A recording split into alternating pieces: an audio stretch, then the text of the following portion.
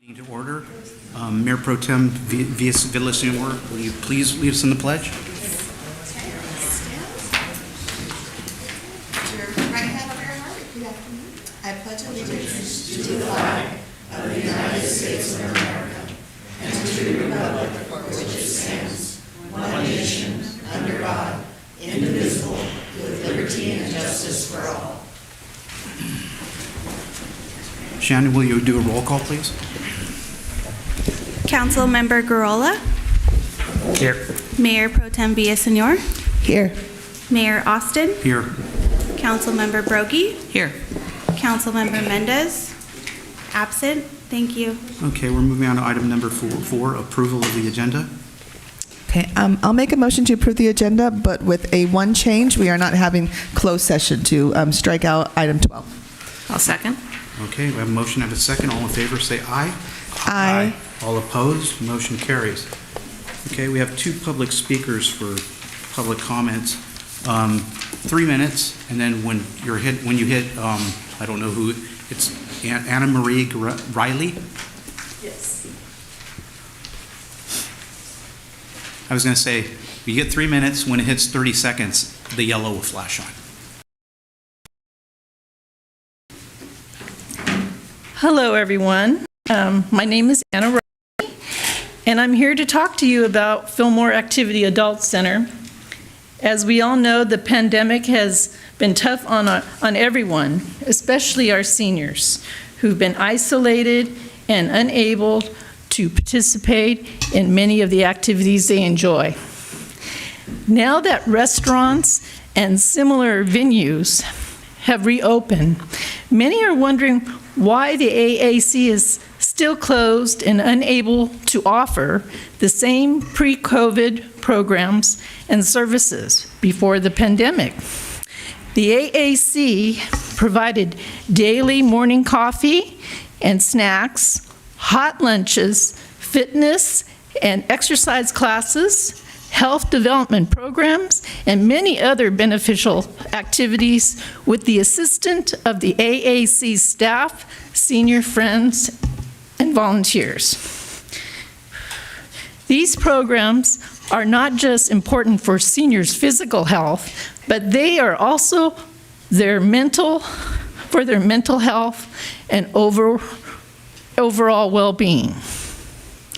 The AAC is a vital resource for many seniors in our community, and we are eagerly awaiting to reopen for those to spend time with friends who haven't seen and talked to with each other for some time.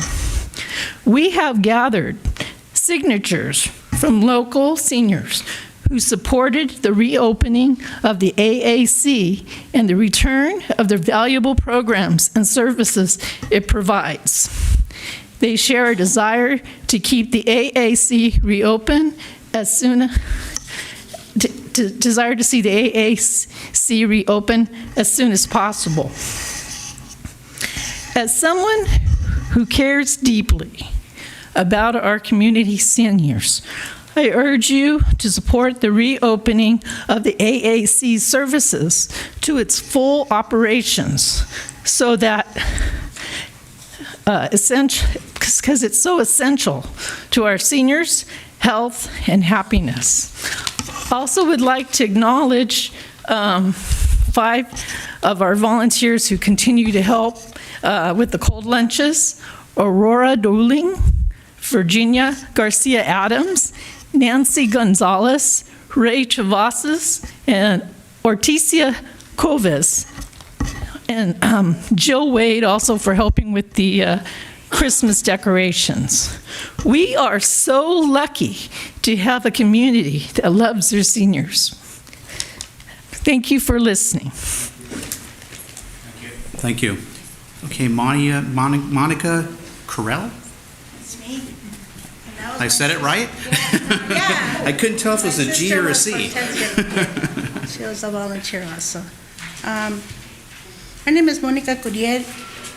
I started going to the center after I got sick and had to give up my job about 4 years before COVID. I was a peer support specialist with Turning Point Foundation at the Wellness Center at what's it called? That center, the Wellness Center was at Centerport Mall. I worked with adult people who had mental health issues, and I had to leave it. Worked for a little while at a hospital in Camarillo, but got very sick, so my first attempt to go back into the community, grew up in Fillmore, went away, came back in the 90s, was the center. It was perfect for me. It was a center which was my kind of place. And I met a lot of people. I was one of the youngest there. And I was able to volunteer, so I volunteered with the food. I helped the director, Marie, for a while. And then when COVID came, I was the first to isolate because a few months before COVID, I had a heart attack. I had open heart surgery. I was scared to death of COVID. I even went around the first few days before they closed telling people not to cough on me, and I'm still scared to death. But I left the house, I got on a bus in May and went to Shumash. I went and I wore my mask and I was around people coughing all the time. But I decided I was going to survive, and if I had to die, at least have fun somewhere, right? So I've gone every week since. But I don't want to go anymore because I don't have any more money. So I would like the center to be reopened. And above all, the hardest part, over the last 3 years, started with a friend named Ellie. I saw her, I met her at the center. Found out 4 months afterwards she died. Never knew. I met her son.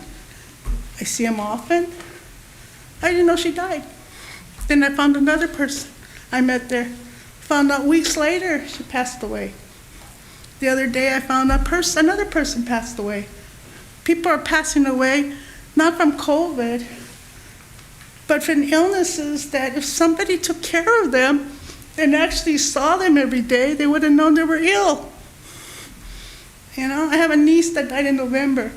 She went through 3 COVIDs and survived. She couldn't afford her insulin. She didn't tell us anything. She got the flu. Within 2 weeks, she was dead. She had no immune system. She survived COVID, died from the flu, pneumonia, the Airfax or whatever. Every week, I hear somebody else. A friend. Monica, can you wrap it up? Okay, I'm just telling you. Right. When we're in COVID, when we're at the center, we took care of each other. You know, and people need to, now I only have faces I remember. So that's the difference between just groups and having a center where people know each other, see each other every day, take care of each other. Thank you. Erica, would you like to give an update on the Active Adult Center, what we're doing? Thank you, Mayor. Good evening, council member and residents. We have been working on recruiting staff so that we can reopen the center. We understand that that is very important for our residents. We, however, have been operating on a modified schedule. The center has been open since December when we gave the last update, or November, I think it was. And so the center opens at 8 a.m. every day for coffee and to go socialize. That has been something that we have been offering. There has been also hybrid programming for residents. We're currently offering chair exercise courses, chai tea, line dancing, and art classes as well.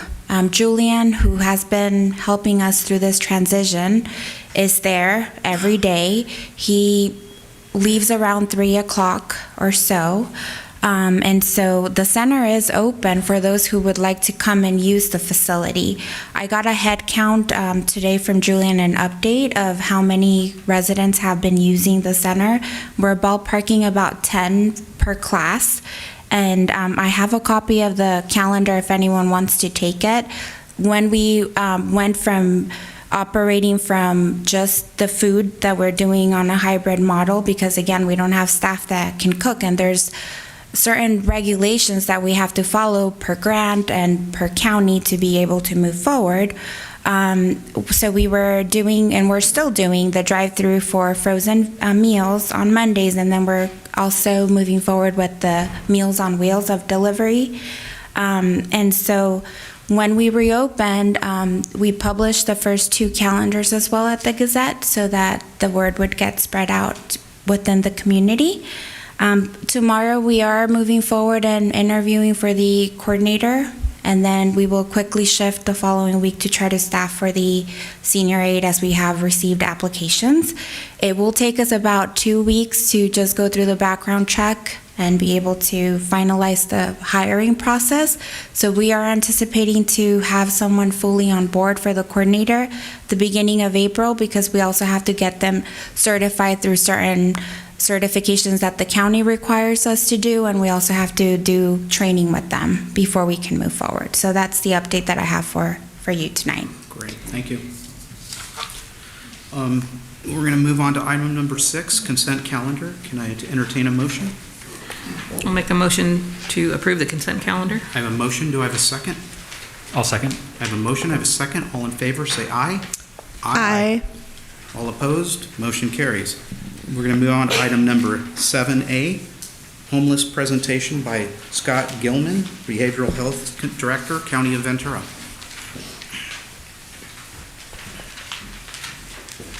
Thank you, Mayor and members of the council.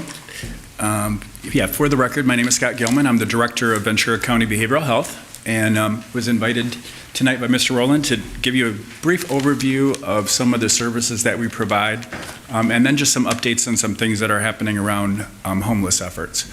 And I understand this is going to be a little bit of a dialogue, so please feel free to stop me. If you're not familiar with who we are, we're a county agency, and we are responsible for the provision of all behavioral health and substance abuse services in the county. We have 2 different roles. One is as a service provider, and the other is as an insurance company. So we're responsible for Medi-Cal and for individuals that have no insurance, arranging for services for them, either provided directly by us or by a network of providers in the community. And so everything from inpatient psychiatric services all the way through peer support specialist services. We have psychiatry services, outpatient case management, a whole host of programs.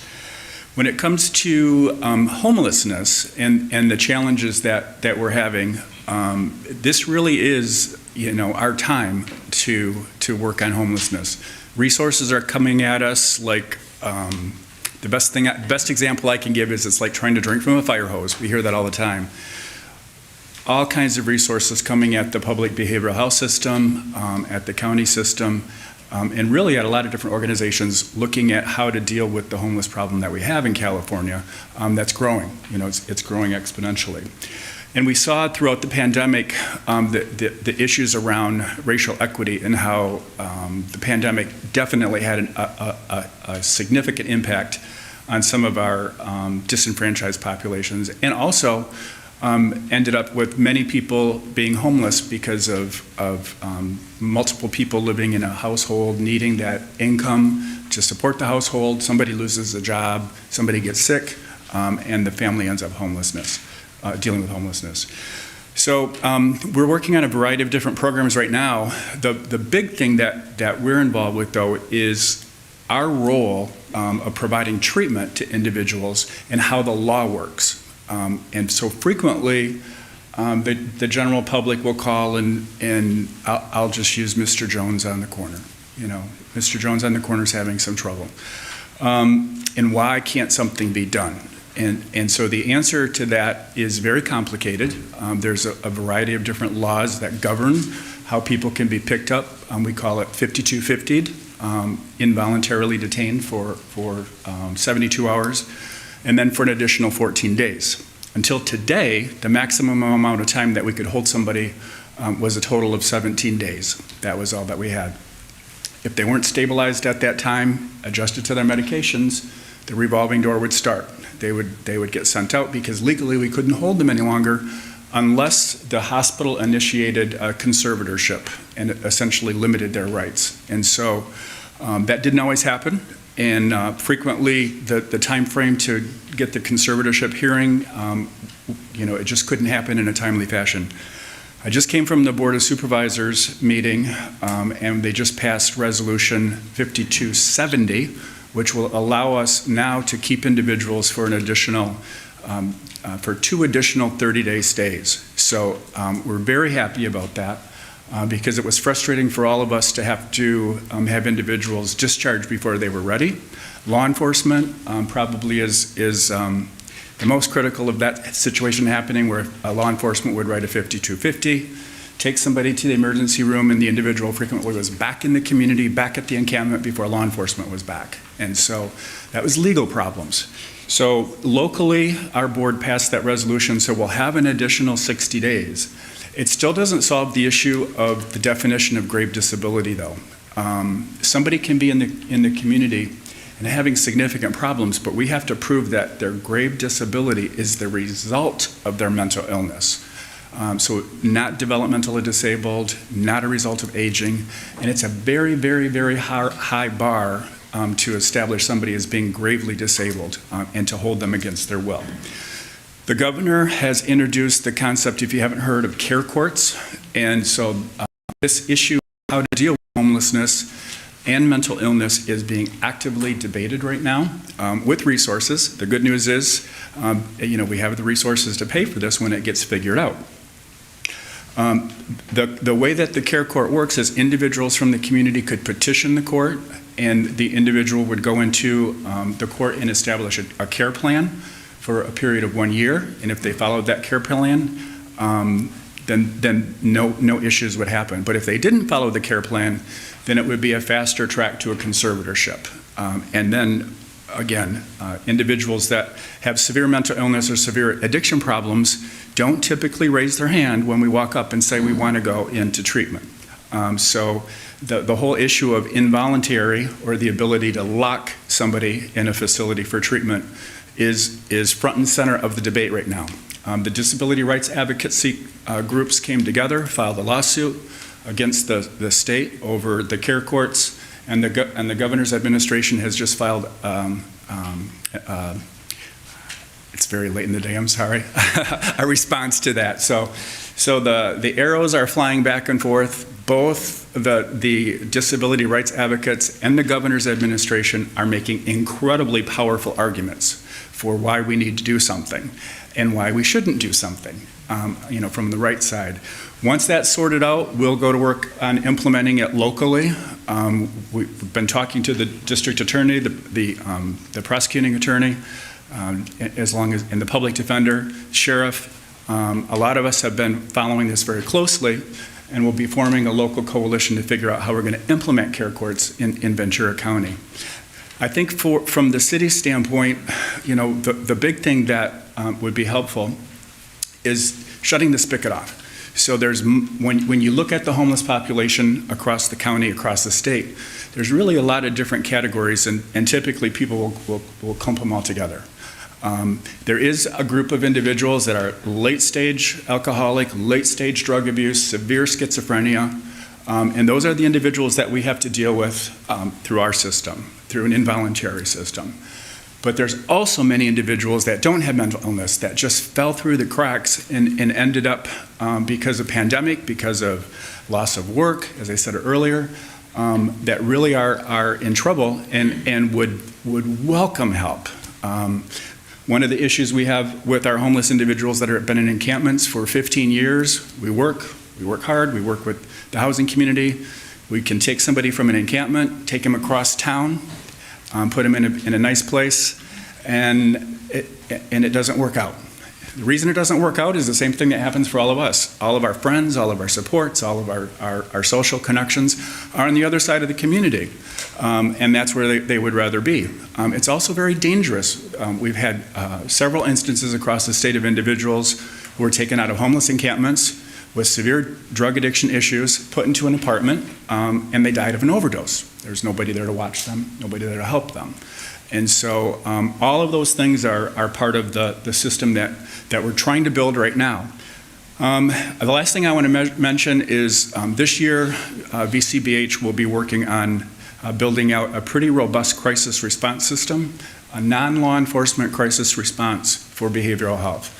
We'll work with our law enforcement partners. We definitely need them when we need them, but there's many situations where we can respond if we have the right staff, the right training, and resources in place, and deal with crises in the community so that we don't make a situation worse by hauling somebody into the emergency room, locking them up, or having them have to go to jail because we just don't have the ability to stabilize them in place. And so that, we'll be working on that this year.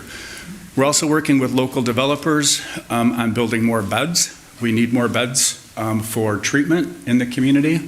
We have a large facility out on Lewis Road that we're hopeful that we'll be able to get financing together, and we'll have another 120 beds that we'd be able to use for placement.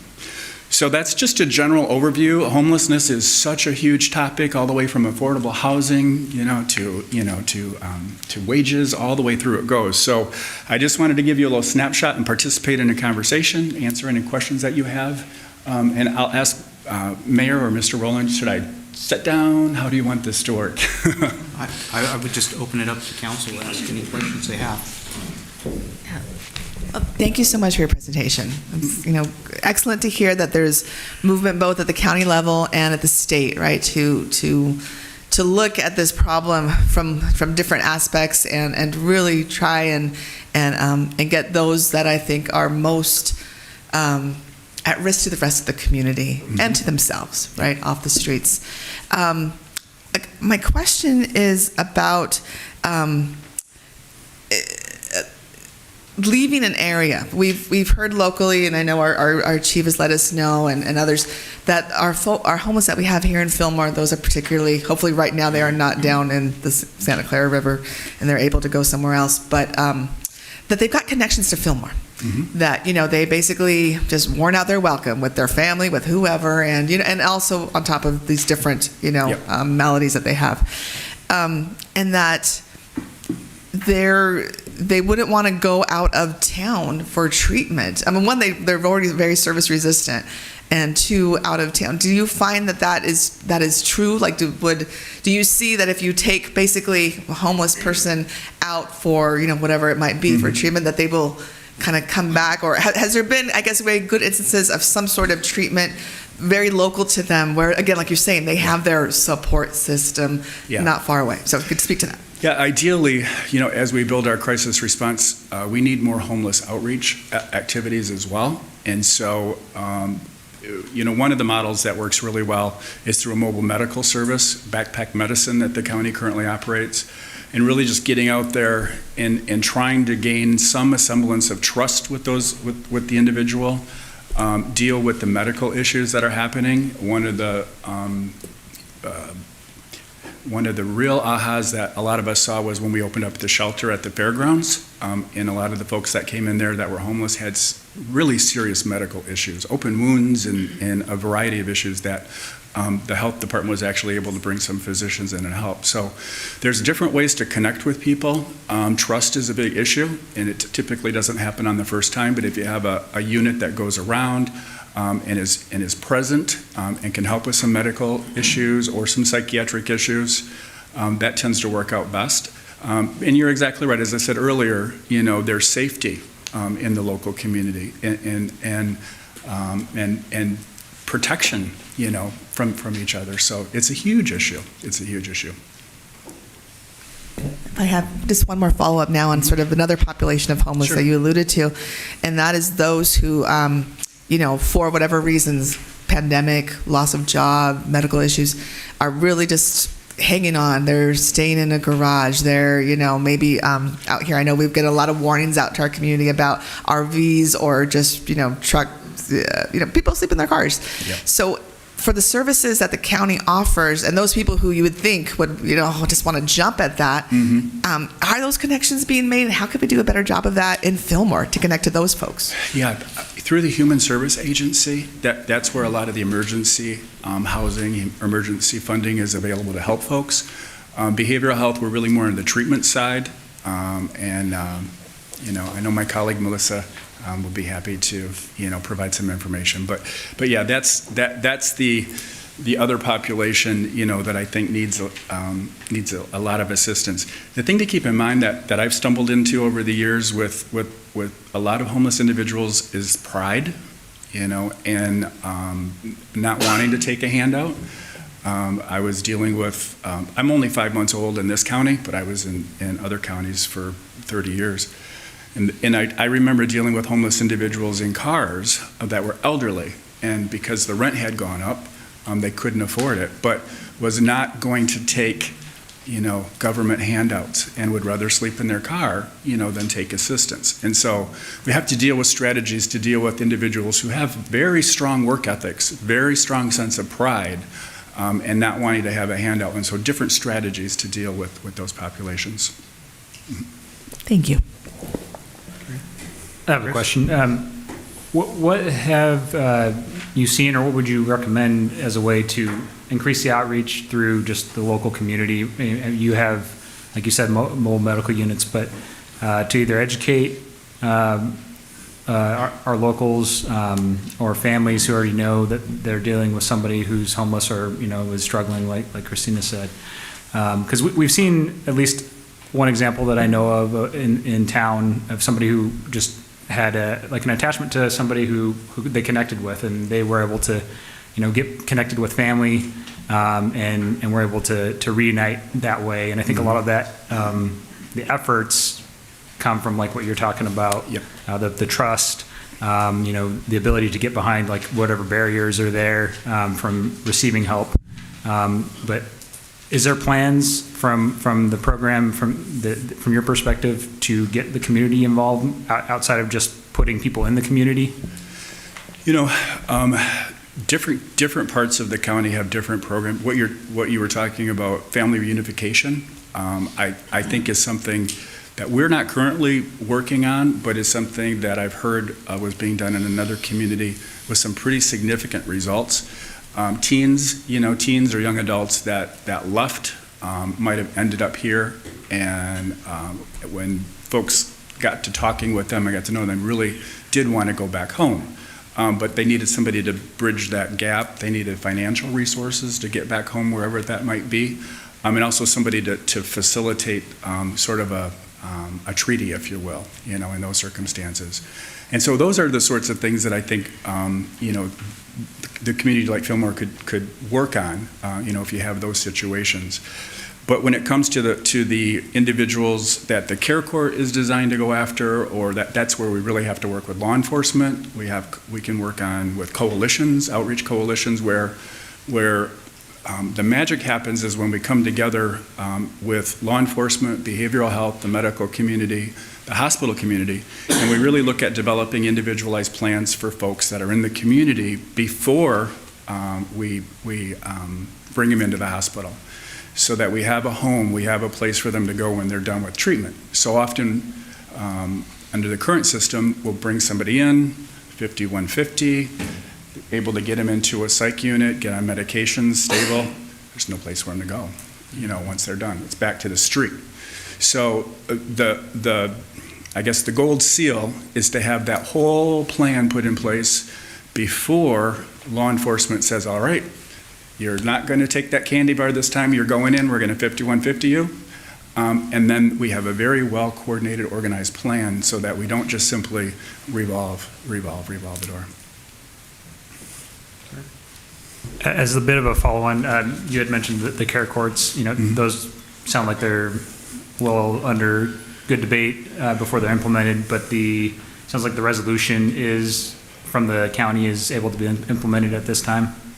Well, there's different phases that it's being implemented in. So some counties have already gone forward. There's 8 counties they're participating in a pilot with the state.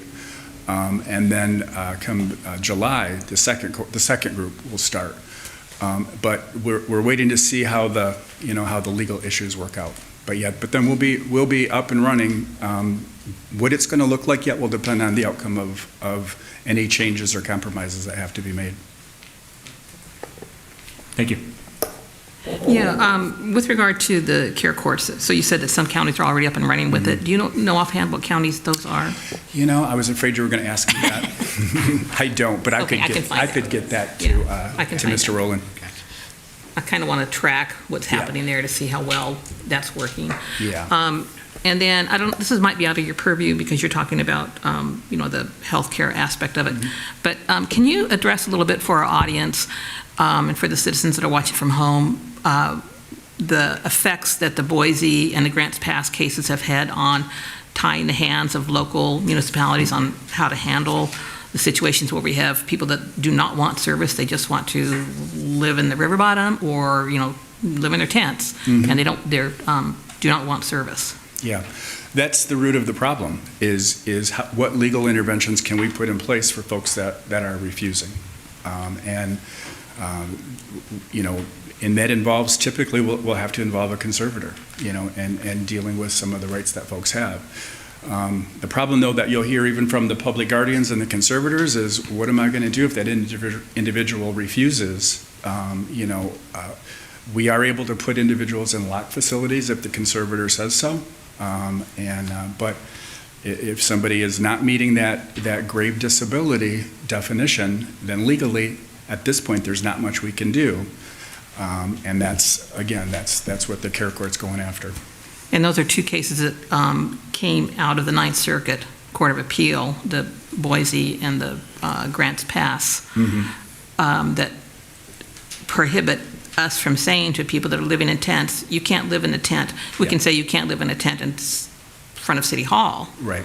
But there's other places where our hands are tied and we can't move them. We can't tell them, just go away. Right. And I think that's part of what is frustrating, I think, and certainly frustrating for the citizens here in Fillmore, because there's a safety factor. And, I empathize with that. And, my message, obviously, to the community is, and to the constituents is that, we're working forward. I'm really thrilled to hear what the county is doing, the Board of Supervisors, and also even in Sacramento to some degree. But, until we have workarounds, especially with these case laws that are coming down that restrict us from doing things, we are working on it. We're not forgetting what's happening. We're not ignoring it. And we're trying to communicate as much as we can, and we'll continue to. Yep, absolutely. And I'm going to say that was a wealth of information. It was almost too much to get in one sitting. But I wanted to find out where I could find a little bit more about the crisis response. I think the best thing to do would be, I'll leave my contact information, and then if you just want to give me, contact me, essentially. The plan is in July, we'll be kicking off a county-wide planning process to really build it out like we would like it to look like. There's models nationally that look at how do you put in place a coordinated system. So you don't just have one-offs. Putting a social worker out on the street with law enforcement is the easiest thing in the world to do. All the red tape behind the scenes, the call center, the how are we going to get medications out there, where they're going to go for housing, all of that coordination is where the work is. And that's what we have to work on. And so, again, I've talked to the leaders of the other agencies. They're willing to sit down and roll up their sleeves. And the model for community planning that we're looking at is called Crisis Now. And it's an evidence-based practice out of SAMHSA. But Crisis Now is not the model for, it's like some people talk about a co-response model or the CAHOOTS model. Crisis Now is a model for community planning for us to figure out in Ventura County, what do we want it to look like? How do we want 911 to work? How do we want to transport people? What facilities are we going to use? Those sorts of things. Well, you answered my next question. I was going to say, when's it going to start? So you said July, so I'll get your information and keep in touch. Yep, we're doing the groundwork now to kick off the community planning process. We have, the state has made resources available for us to fund it, and so we just really need to get going and put it together. Thank you. Okay. That's it. Thank you. That, we're going to move on to item number 8A, City Council update on homeless concerns in the Santa Clara River Bottom. And at this point, I'd like to turn it over to the police chief and fire chief, and Dave. Thank you, Mayor. We're going to have both chiefs come up and make a quick presentation and talk about what both departments are doing to address the homelessness issue within the community in the Santa Clara River Bottom. Just a couple of highlights that we're currently doing. We are conducting monthly welfare checks with the county on our homeless population. We've increased patrols in certain sections of our city. That we're getting phone calls regarding homeless patrons. We're improving our documentation of incidents and contacts to better address issues as they arise. We are also coordinating with the Ventura County Public Works Department for a cleanup day within the river bottom as well. We're also talking to individuals if they would like to receive shelters, if they would like to receive assistance. Most of them have all said no. Just like, for an example, this last storm that came in, our police department went down there and made contact with individuals in the river bottom. All of them refused service. They flew over again with helicopters within the area, other parts of the county. They still refuse service to get shelter during the rainstorm. So those are some of the things we're currently doing, and what we're looking at doing, we are going to be creating a homeless resource page on our city webpage right now. We're looking at different communities, different web pages to pull out key information that relates to Fillmore and what's going to mean something here in our community. We're going to be holding additional meetings with Ventura County, with the Health and Human Services Department, Behavioral Health, and we're also taking a look at potentially putting solar cameras around the bike paths so we can monitor situations as well. So, Chief, you guys can flip over. Who wants to go first? And thank you again. He forced me to do it first, so I'll do it. Good evening, Mayor and Council and staff. Like the City Manager, Mr. Rowland said, he mentioned a few things that I'll be talking about a little bit more in detail. And at the end, if you guys have any questions, I'll be more than happy to answer that. So like Mr. Gilman mentioned while he was up here, I mean, homelessness it's a complicated issue, and it's when you include all the different aspects of it, it gets really complicated with substance abuse, mental health issues, and whatnot. So, so as you guys are aware of, if you guys are not aware, our department started a homeless liaison unit a couple years ago, which was really made in order to kind of help bring all the resources together and help us operate more efficiently as a department, so that, you know, one city wasn't doing something that was different from the other one, and vice versa. So the city of Fillmore has a liaison deputy, Deputy Knox, who liaisons with that HLU unit out of the Fillmore station. It's not full-time, obviously. It's a collateral position where he goes out on his days off, or even on days that he's working. And like Mr. Rowland says, he kind of tracks the homeless issues around the city of Fillmore so that we can have a good understanding of who we're dealing with and what are some of the issues that are occurring. Prior to me getting here, I know there was like a cleanup set up for the river bottom area with County Public Works. However, then the rains came in January, and that kind of went by it kind of got put on the back burner, if you will, because obviously a lot of those resources were being used for other areas that were heavily affected by the rain. And so with that, after that rain, Deputy Knox and I have met with Sandy Harrison from Watershed District to kind of try to look into the cleanup again and coordinate that cleanup so that we can, it'll be a multi-pronged approach, right? Is do the cleanup, but at the same time take resources down there and offer those resources to anybody that might be down there. That cleanup would be focused on the river bottom area off of the A Street Bridge and to the rear of the Burlington Street neighborhood, which is primarily where some of the complaints come from the residents there in the area, and understandably so. Last week on the 22nd, in preparation for this, Deputy Knox went down there and kind of documented the encampments that were down there, and in total there was about 14 encampments, or makeshift structures, if you will. Most of them were either vacant or unoccupied, and most seemed like they were not even used at all, primarily trash, made up of trash items and whatnot. He did contact several subjects while he was down there, about 10 subjects or so, and like Mr. Gilman said, they were all, they all refused any services, which is more often than not the case when it comes to the homeless population here at the river bottom in Fillmore. The same services obviously were offered to them back in January before that big storm hit. All of them refused services, and none of them accepted anything as far as emergency shelter, like Mr. Gilman said, at the Ventura County Fairgrounds. Those individuals that do want resources, obviously we're going to continue to provide that information to them and put them in contact with mental health professionals or shelters that that can facilitate their give them somewhere to go on. Mr. Gilman mentioned, like I said, backpack medicine and One Stop. All that stuff is being handled by Deputy Knox in coordination with our homeless liaison unit.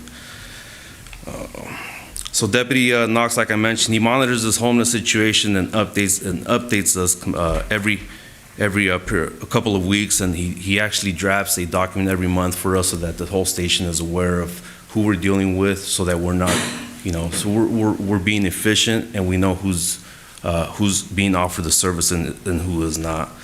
The point in time count, which is conducted every January, I think was mentioned a couple of council meetings ago, but our deputy participated in that. They contacted a total of 8 people at that time, and none of them wanted resources.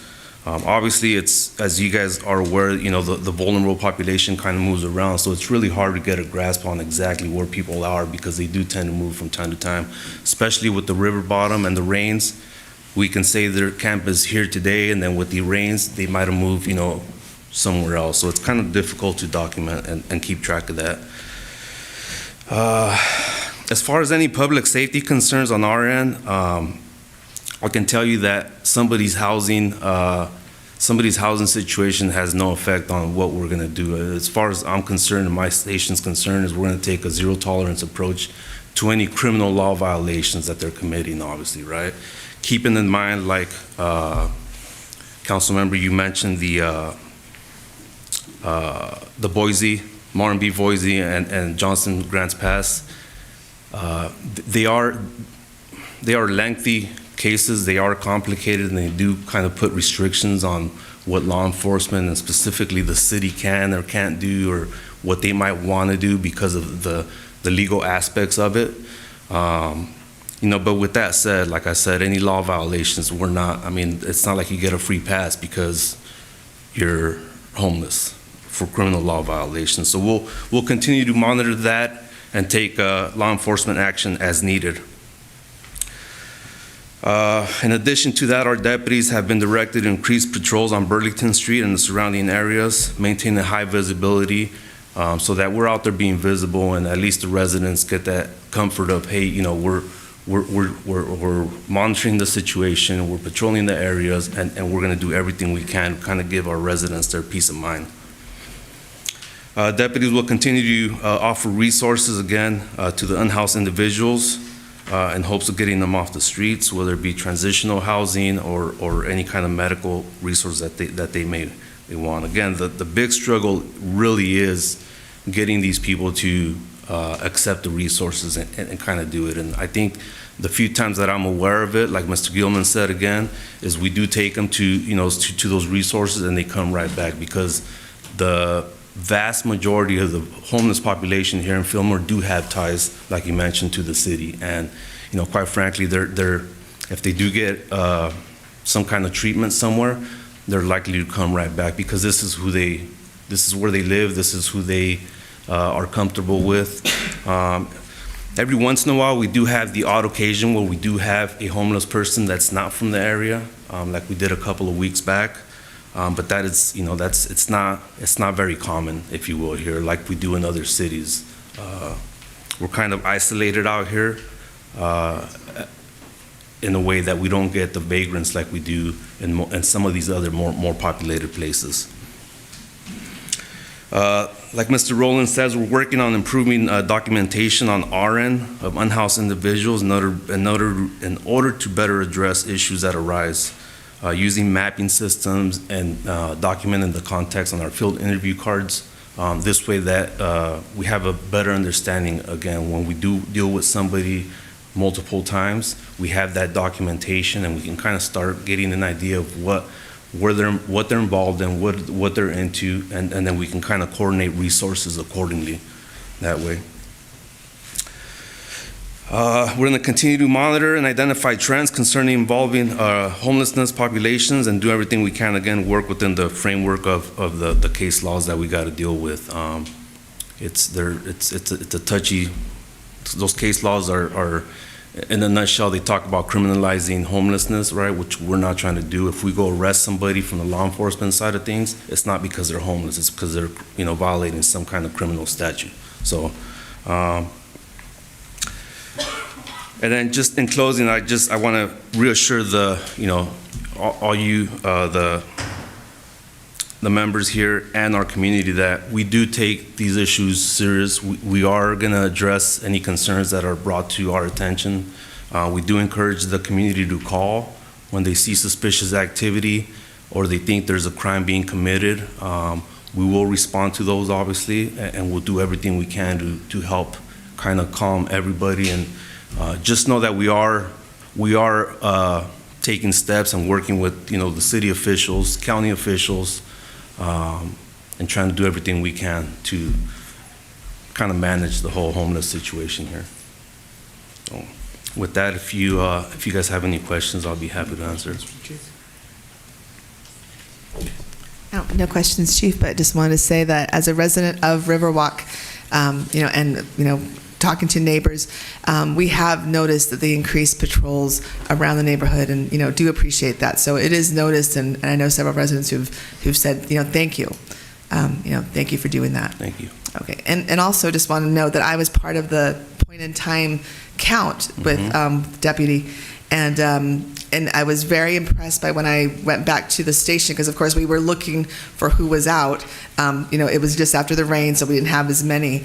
But we went back to the station, and I saw the board where basically every one of the folks who are homeless in the streets, homeless in Fillmore, we have their photo. We know where they are. The deputy told me the last time they were picked up, where they're likely to be, and it's just this deputy, like all the deputies, just know pretty much where everyone is in town, and that was reassuring to me. Yes. So thank you.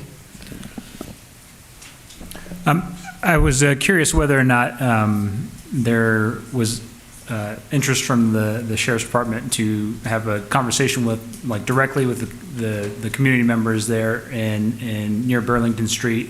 I've talked to several of those of your neighbors about wanting to just be able to speak, not necessarily in a city council meeting environment, and also to then be able to ask questions about, alleviating their concerns about multiple calls. They feel like they're a burden to either 911 if they see something that does seem like an emergency, or to the non-emergency number, to kind of help build their confidence in their ability to communicate openly with you about their concerns.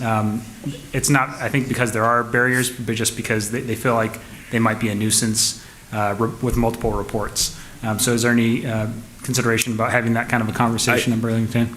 Yeah, I would not be opposed to addressing that in a not so formal setting, if you will.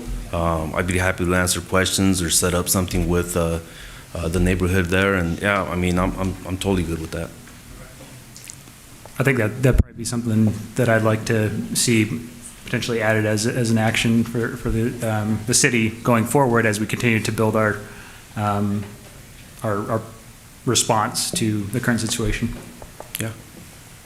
I would agree with that, and I'd like to at least possibly have a discussion. We don't need to do it now, I don't think, but as to who else to include in this, perhaps behavioral health or somebody at the county level, just so there are people there that the community can address questions to, that can answer better than we could, certainly.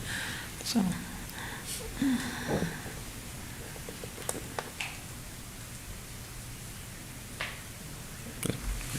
Thank you. Thank you.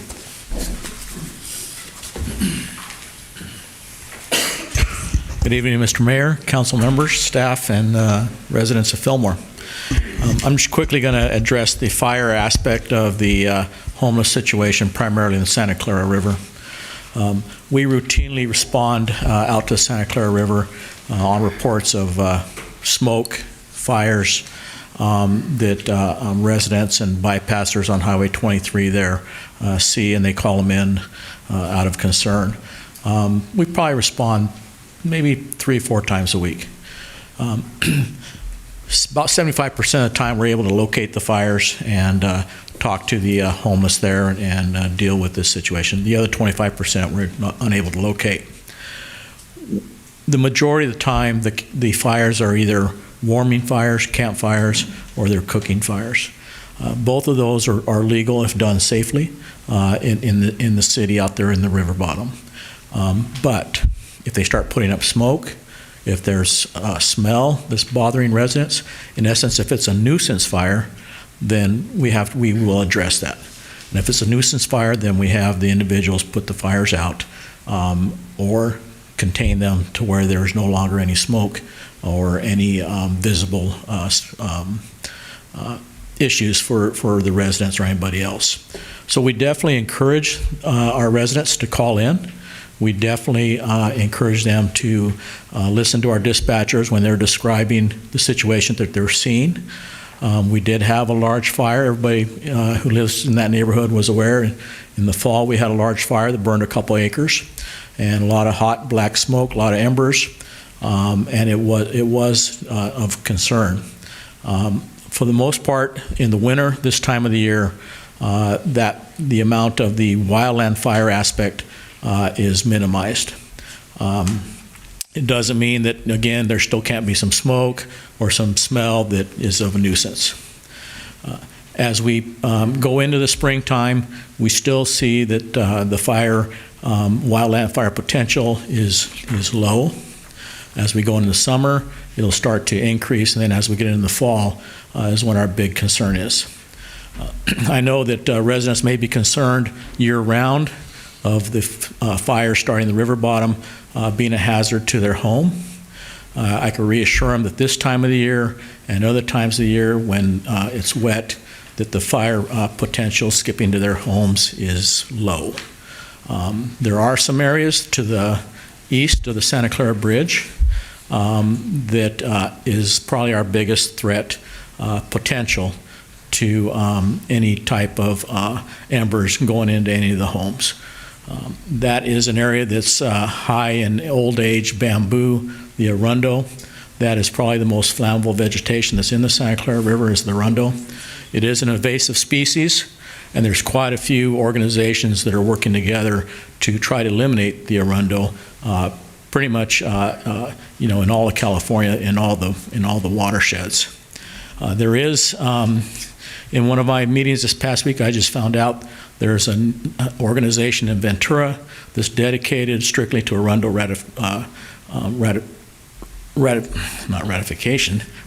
removal. So eradication. That's it, eradication. So we have a new point of contact to work together. There's a Ventura County in this area has a regional fire safe council. And for the most part, when people have heard of that, they're thinking the hills, the big brush fires coming into Fillmore out of the east. But in talking to the Fire Safe Council, they're on board with protecting the city all the way 360 degrees, including anything along the Sespe Creek and along Santa Clara River. So as of this week, working with Ventura County Fire Department, CAL FIRE, and the Fire Safe Council on a grant to pinpoint a lot of the stands of arundo and get in and get those cut out via grant and removed permanently. That takes a process.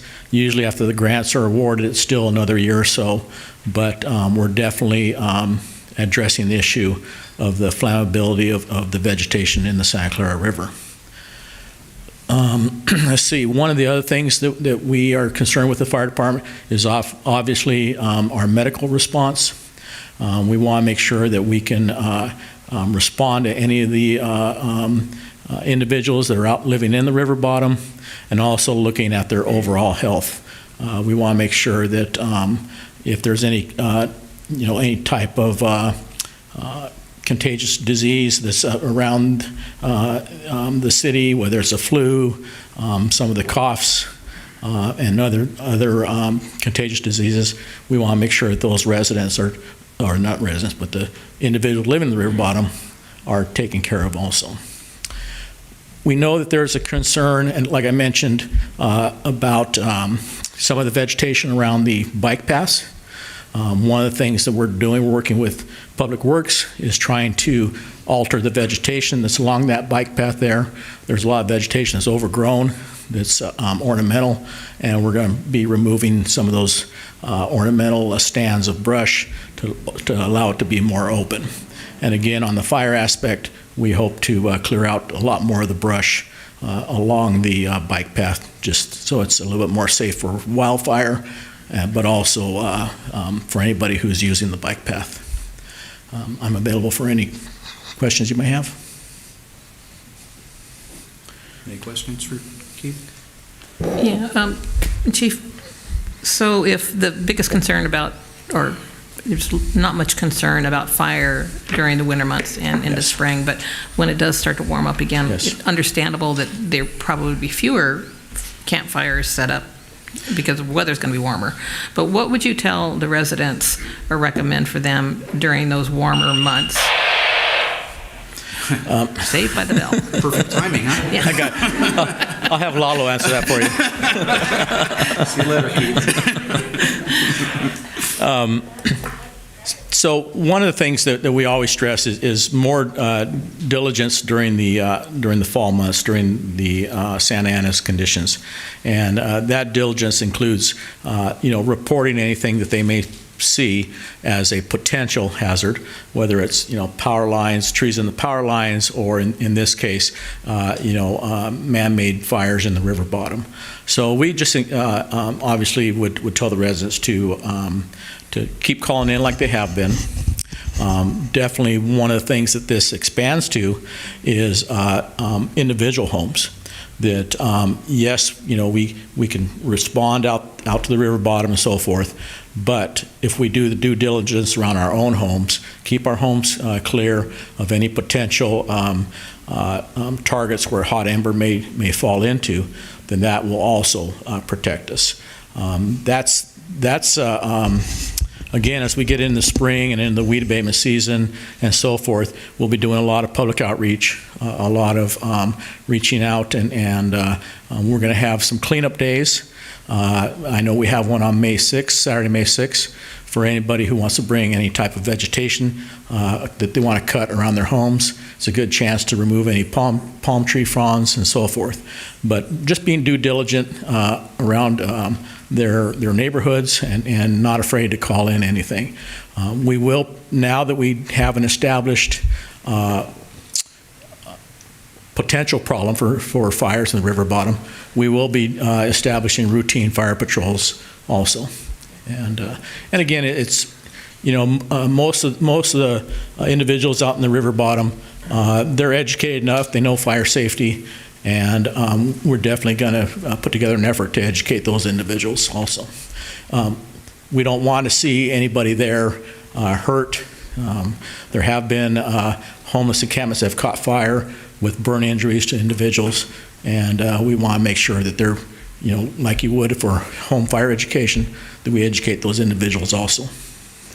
Well, I know that just in an average campground, you take a trailer or motorhome to whatever, during certain high winds and hot temperatures, there's a no fire policy even in an actual campsite in a campground. Is that something that the fire department can do, is say no fires, period? Absolutely. Okay. Absolutely. And again, when I mentioned the fire patrols, we do have the ability to limit any type of outdoor fire during increased fire potential. Much like you hear some of the cities in the LA area where you can't park on streets on a certain day because of the potential for fire. We have that ability also to do increased fire regulations. So, yeah. I did want to just address Councilman Garola's question about getting together. We have, as staff, talked about doing a coffee in the park there at Burlington at the gazebo, the safety services and public works and so forth, for anybody who wants to attend. But obviously, the location would be receptive to those residents who live down there. So, yeah. Thank you. Any other questions? I don't know who this is, whether this is for Dave or police chief or fire chief, but under the what are we proposing to do? One of them's installing cameras along the bike path. Is that anticipated? Is there anticipated when we'll be doing that? Well, we are currently working with our IT provider and to identify various cameras that we can use, if they should be solar powered or do need electricity. And so we'll talk with both the police and fire chiefs to see which cameras work best. Once we get that taken care of, we'll get a cost and come back and make a presentation to City Council. So I would anticipate that being done this year. Okay, and then the other one is the creating the homeless resource page. I assume that's back to our IT provider also? We are currently gathering information from various websites to put together and from the county agencies. So we put the website up. They'll have all the correct information on there. We got some information from the school district at our 2+2 meeting. They provided to us for some resources that they do offer as well. So we kick off the overall web page. It'll be complete with a lot of information on there. Probably get that up. I'm shooting for the first part of April at this point in time. Great. Thank you, Chief. Thank you. Okay, with that, I'm going to call up public speakers. Luana Brock. And just a reminder, you have 3 minutes and 30 seconds. When the yellow comes on, you have 30 seconds left. Well, first of all, I want to thank you for having this discussion. I know that you remember me speaking to you about a month ago about some safety issues with some of our experiences on the bike path. And I think it's just so critical for this community, this small little tight-knit community, to have opportunities to really come together, talk about these issues, and share our thoughts and our concerns. I don't know that a city council meeting is really where we can do that very well, so the idea of you doing something on Burlington, but inviting the whole community, because it may not be prevalent to you that there's a lot of concern, but there is a lot of concern out there in the community. There's a lot of people talking, and there's a lot of people with really good ideas and suggestions that I think would be helpful. I do want to say I really appreciate Mr. Gilman's input, because he talks about the things that we don't really necessarily have been talking about here, and it's more than what most of us are used to dealing with. So I really like that. I have a very good friend who runs the NAMI organization in Santa Barbara that have a lot of homeless people, and he was been telling me about the care court. I hope this council gets behind that, because he says it's one of the best things that could happen in the state of California for the homeless and the mentally ill people. So I see a lot of dialogue about to happen with this community, and I'm excited about that. I love the 5150, extending that. I have a daughter who is an ER nurse in Oxnard. I have a son-in-law who is an LAPD officer. I know all too well the frustrations that you, our, service providers, our first responders go through, and the frustrations. And it is about keeping the community safe, including those that are homeless. And I want to thank you, and I hope that you will keep this dialogue going, because I think it was encouraged by the community, and I'm glad that you're listening. So thank you. Thank you. Next speaker is Brandy Hollis.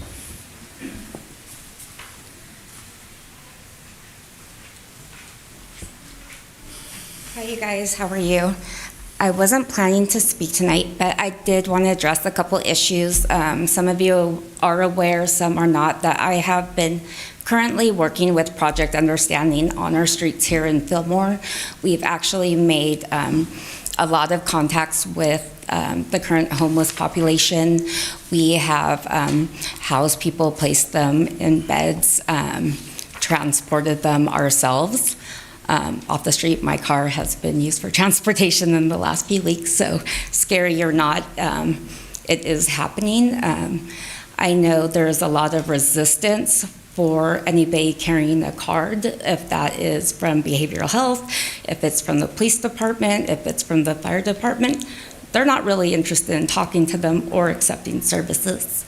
So I think we really, as a community, need to look down other avenues because they don't trust you guys. They think that you guys want to put them in a van and take them somewhere. And I'll be the first one that was in here complaining about the homeless situation. So I decided to put my money where my mouth is, and I've been down there, been in the trenches, working with them. And people, they need caseworkers to actually get down there, get to know them, get to know the core problems.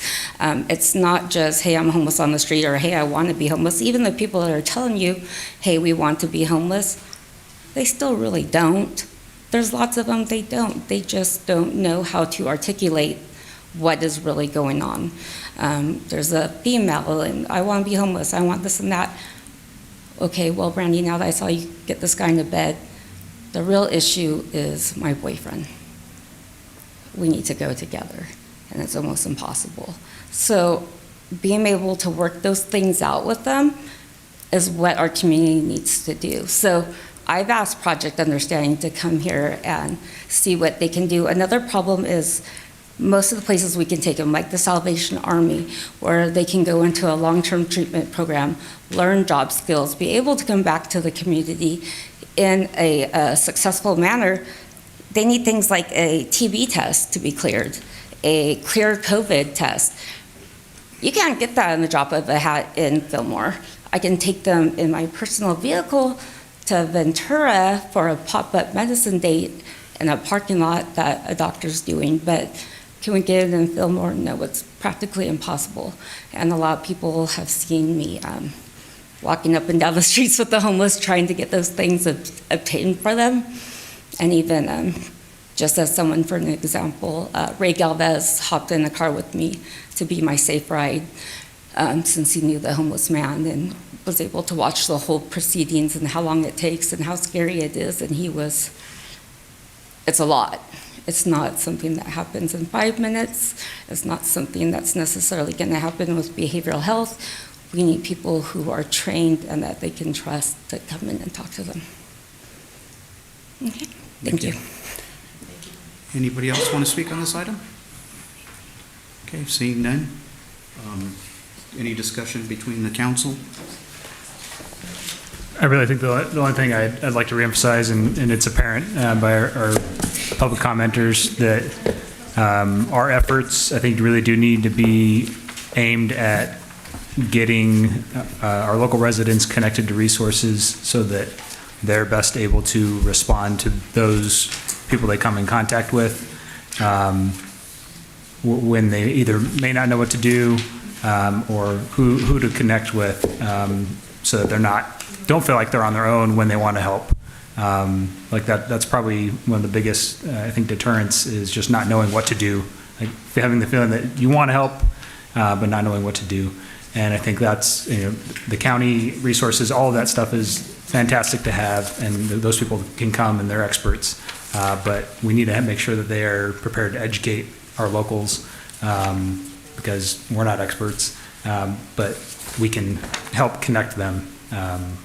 That's probably the best role, and I think Brandy hit it right on the head, that the lack of trust with a government agency doesn't necessarily stem from the fact that we're not trustworthy. It's because it's just another agency to them, and they may not be able to see past that to the people. We're all residents as well, but it's just another potential barrier, and so we need to equip the people of Fillmore, those that are interested in being equipped with those resources, so that they can take action where necessary. And that's, I think, the highlight of the success story that I mentioned earlier, was somebody who felt confident enough to help, and there was, as far as I know, little to no involvement from the city after that, or maybe even at all, except for our previous contact with that individual.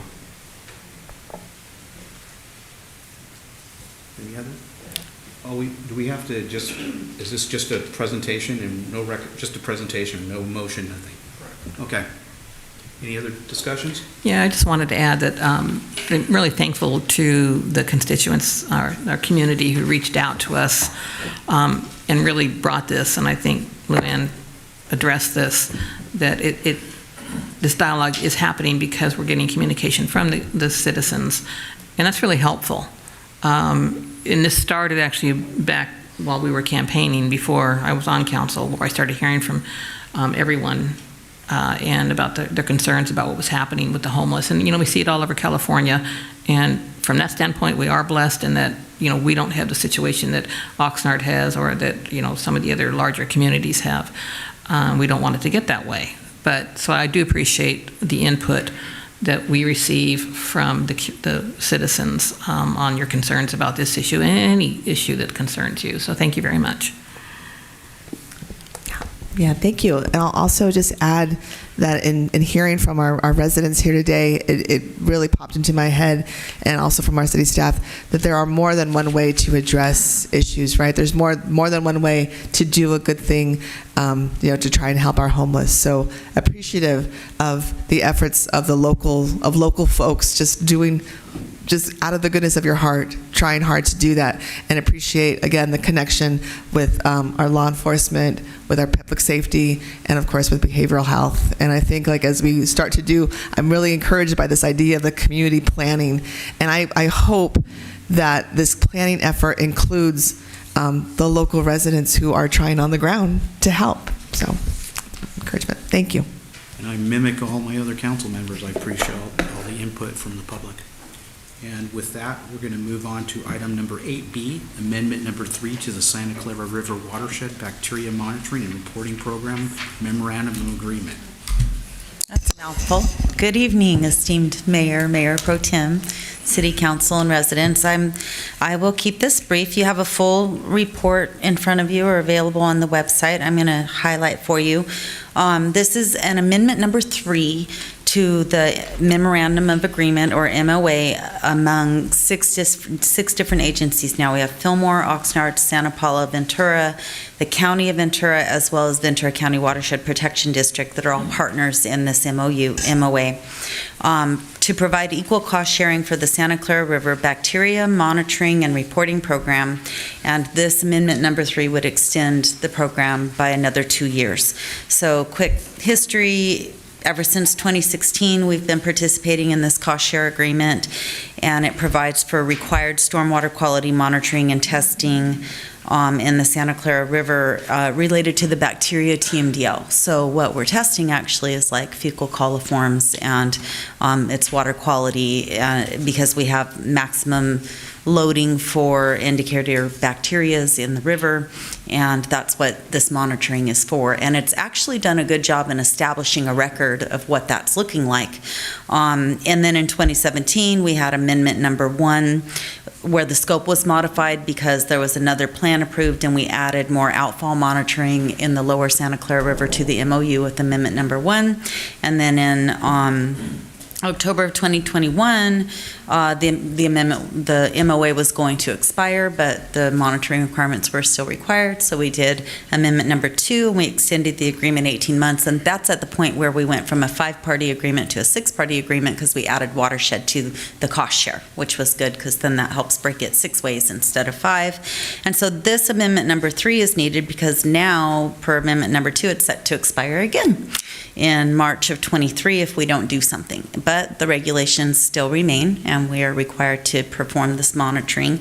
And so we're looking now for the need for amendment number 3, which is set to extend it for another 24 months. The good news is that primarily due to the drought, which is weird to say good news because of the drought, but hey, we'll take it where we can. When it's not raining, we don't do a lot of monitoring. And so we have about $180,000 of collected money that didn't get spent during the regular part of it that we're going to carry over to offset the $260,000 that the next 2 years of monitoring is estimated to potentially cost, that with our crystal ball of whether or not we get rain, right?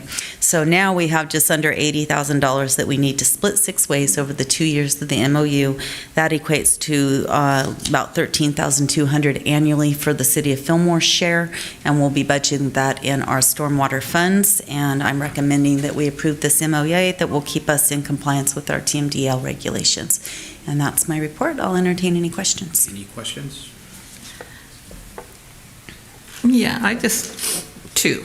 I'm looking at the table that's on page 2 of the report.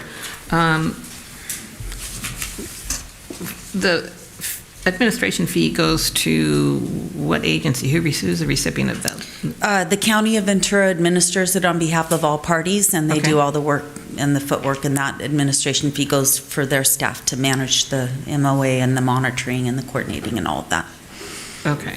And then generally, when we have these kind of MOAs with all these different other cities, it's prorated, and because of the size of Fillmore compared to the other cities, it's, obviously this is not based on population. Everyone's paying the same amount. Right. And why is that? There's almost the same amount of outfalls along the river in all of the different agencies, and ultimately we all drain into the same water body, and we all have the same requirement for cleaning it up. So the monitoring has to be done by all of us, and like we have 3 sites in Fillmore, everybody has about the same number of monitoring sites, so it ended up to where it just works to split it up equally. Okay. Thank you. Questions? Mhm. Okay, with that, I'll entertain a motion. Okay, I'll move that we, the City Council approve Amendment Number 3 to the MOA among with the City of Fillmore, Oxnard, Santa Paula, Ventura County, and also the Watershed Protection District. I have a motion. Do I have a second? I'll second. I have a motion. I have a second. All in favor, say aye. Aye. All opposed, motion carries. Thank you. We move on to number 8C, approval. Approve the acceptance of 2 FEMA grants for portable radios and thermal imaging cameras. Good evening again. I'm here before you again to ask that you accept 2 FEMA federal grants that have been awarded to the fire services here in the county, and not necessarily to all the other agencies, but for us specifically Fillmore.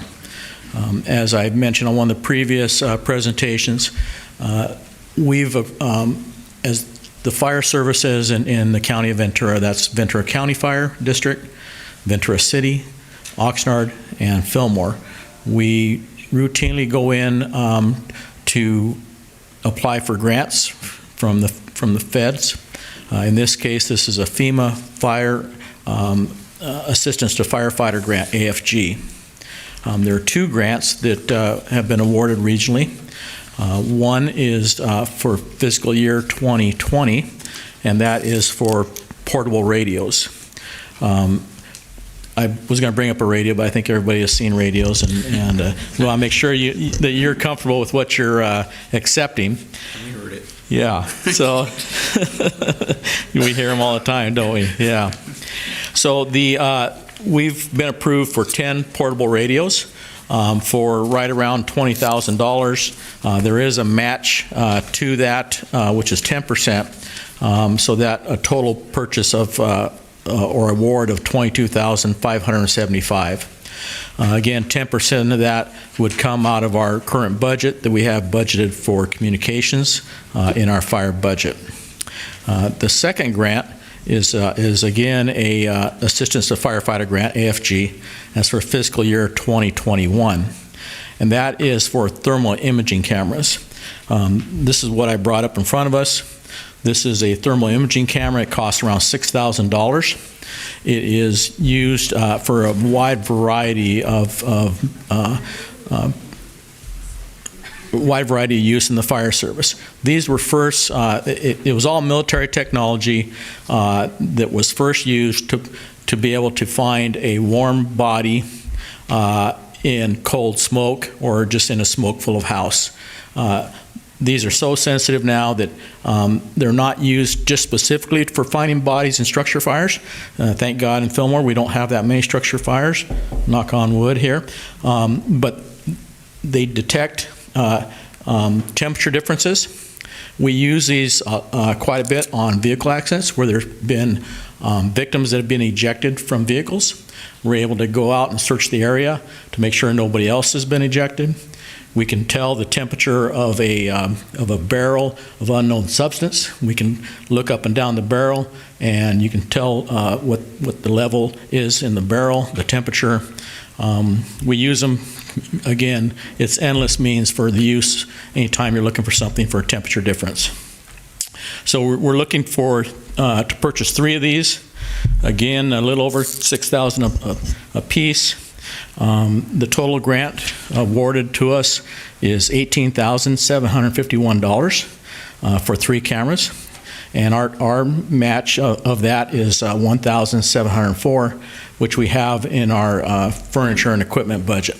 So I'm asking that the council consider and approve the 2 assistance to firefighter grants that I presented here tonight. Any questions for Keith? Okay, seeing none, okay. Well, you were going slow. This is it's late. Okay, this is just a procedural question or housekeeping question, I guess, but Sure. Do you always, fire department always have to come for grants of these size to get approval, or is that something that can be done internally? So that could easily be done internally. As a matter of fact, we just had a grant that was not brought to council that was under $10,000. It's a routine annual thing that we get for EOC management, and we purchased some additional radios for that. We think it's just a courtesy to the council to let them know, the money that we're spending. $10,000 has been a borderline amount just for getting approval and or not. So again, we just want to make sure that the council is aware of where the money's going. And I appreciate the props. That's great. Sure. Thank you. Thank you. Okay, now can I entertain a motion? Yes. I move that we approve the acceptance of the FEMA fiscal year 2020 and 2021 AFG grants for portable radios and thermal imaging cameras as presented. I have a motion. Do I have a second? I'll second. I have a motion. I have a second. All in favor, say aye. Aye. All opposed, motion carries. Okay. 8D, contingent design and engineering service agreement with Willdan Energy Solutions for water metering efficiency and infrastructure analysis and recommendations and consideration of funding plan. That was a mouthful. I know. Good. I did it all in one. Good evening, Mayor, City Council, staff, and residents of Fillmore. Tonight we have a couple of experts here from Willdan Energy Solutions to give a presentation on a complicated matter. The similar presentation was already given to the City Council Ad Hoc Utilities Committee. And after that presentation, we're recommending moving forward, giving the same or similar presentation to City Council. At the end of the presentation, will be available for questions. And we are asking that City Council authorize a services agreement to further this study and investigation. So without any further, I have Scott Griffith. Chris, are you going to also speak, or? I have Scott Griffith and Chris Gaddy here from Willdan Energy Solutions. Great, thank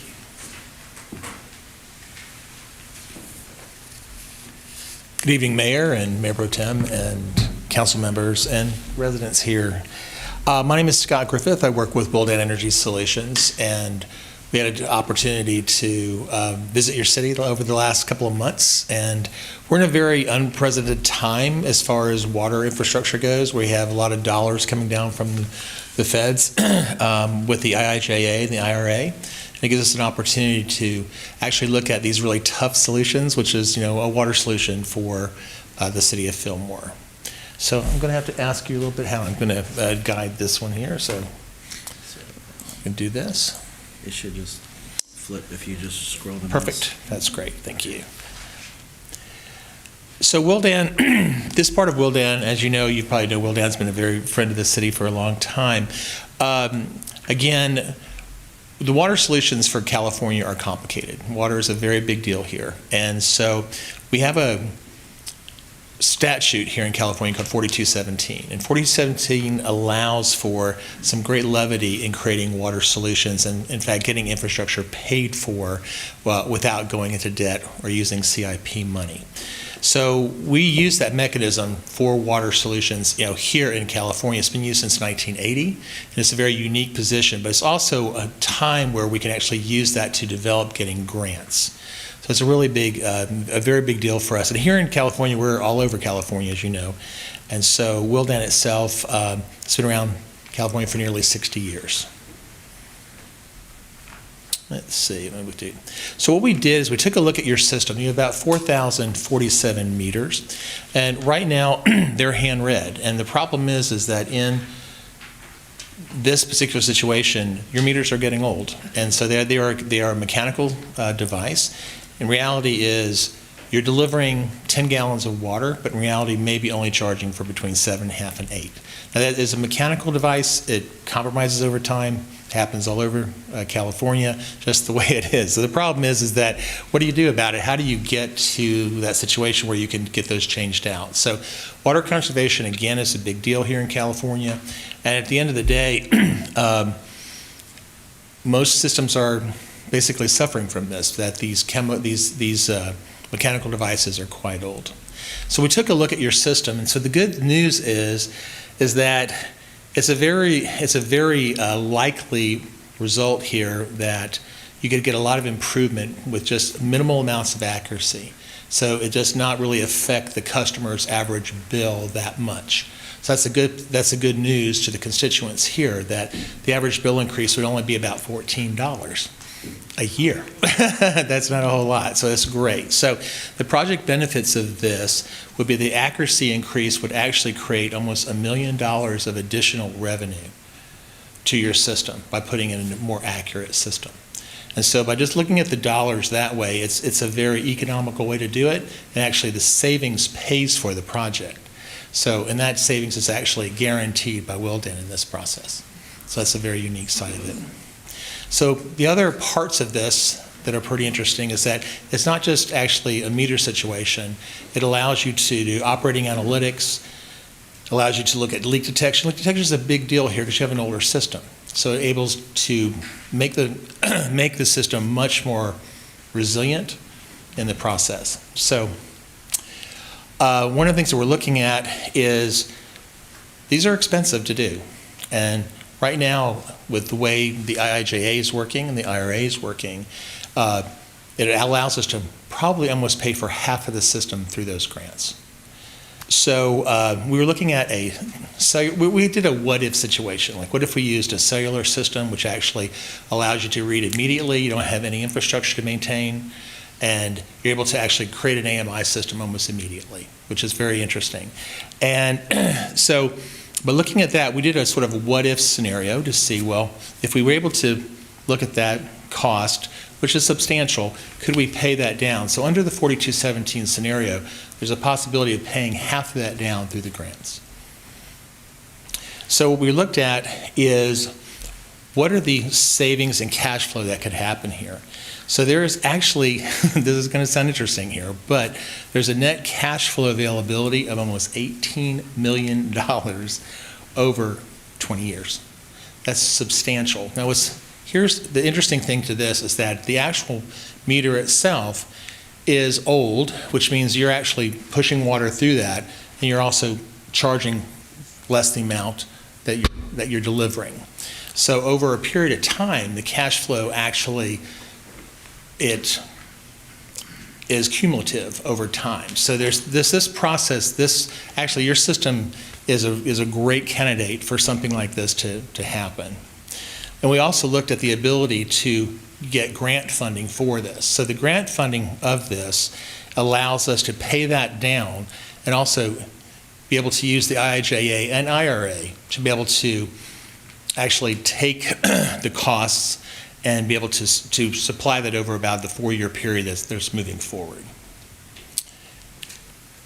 So how do we do this? So basically, these projects under 4217, one of the things that's happened with Willdan is we've been doing this over a period of several years, and so we've had the city of Dublin, we just were awarded the city of Fairfield, working with the city of San Fernando as well on a solar project. We can use 4217 for a lot of different type of projects.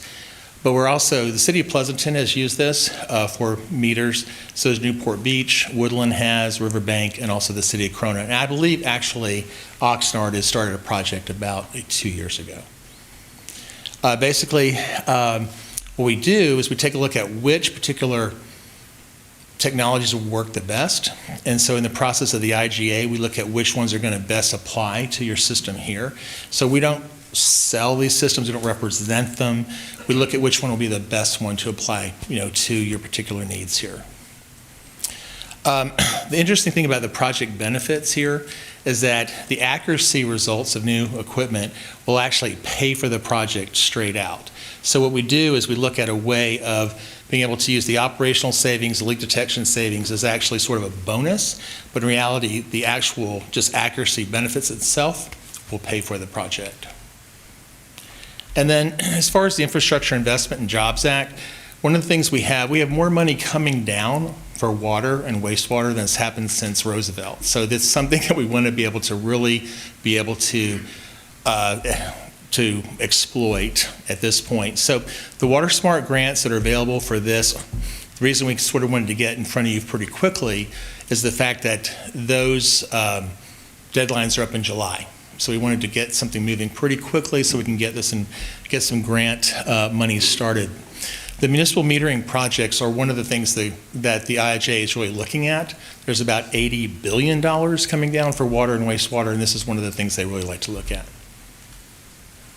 So we do a turnkey approach here. Now, under 4217, it was devised to help towns get projects like this done quickly and efficiently and with less engineering cost. And so the whole turnkey approach is done so that there's no money out of pocket at all to get started. The amount to do we value the IGA at about $32,000. That is not charged for. So what we do is we use that, it gets financed into the final project. So basically you can do this whole thing and not have to pay at all for almost a year and a half. So, and again, that money comes out of the financed amount of the project itself. So we're trying to actually execute these fairly fast because we have that July deadline in front of us for the first grants. And I think that's it. So I'd be happy to entertain any questions.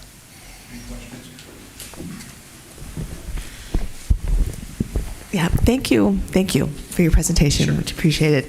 I know when we spoke during the ad hoc committee, and you were explaining about how, again, if you use a cellular system and everything is to the moment, right, with the meter reading, not just for city and meter reading, but for customers as well. Correct. So can you talk a little bit about, if this project were to go forward and eventually we get there to, smart readers, how residents could be knowledgeable about their water, like in real time kind of thing? So the reason we are recommending a cellular device is because it is immediate. So in other words, if right now what happens is you have a meter, it's going to be hooked to, maybe it's a drive-by system, so it's 30 days in arrears. This is going to allow someone real time to see what's going on with their consumption. And so it also allows safeguards to the city. For instance, if there's a leak, right, it's immediately going to flag. It's going to say something's going on with that immediately. So people, as far as being able to have property protection, things like that, that's a real big deal there too. There's also a customer portal, so people can use either the internet, their phone, email. They'll be able to see what their consumption is in real time, 24/7. Thank you. Any other questions? I do have questions probably for both of you, but okay. Are these rates or the projected cost savings or with our proposed water rate structure update that's still awaiting public hearing, or is that still something to be seen? So the April 11th hearing for the water rates does not take into account this infrastructure improvements.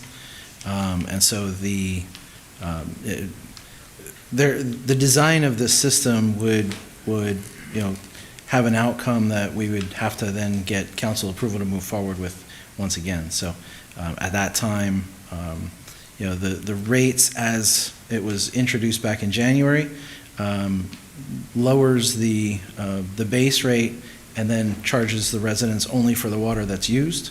This system, this smart meter, would make the readings of the meters more accurate to charge the residents the actual water used. And this base of this study was actually done with the current rates as they are. So we didn't take in consideration the rate change in this particular model. And we can add that to that at some point, but this actually works without that happening. Yeah, I think that would probably be important for follow-on actions, because I imagine your study would take a little while, but hopefully we would have resolution to after our April hearing. I don't know if you guys plan something sooner than that, but if it's after, it definitely, I think, should be adjusted to update the rates so we have accurate information, not going off old information, especially because I think we're making improvements to water usage.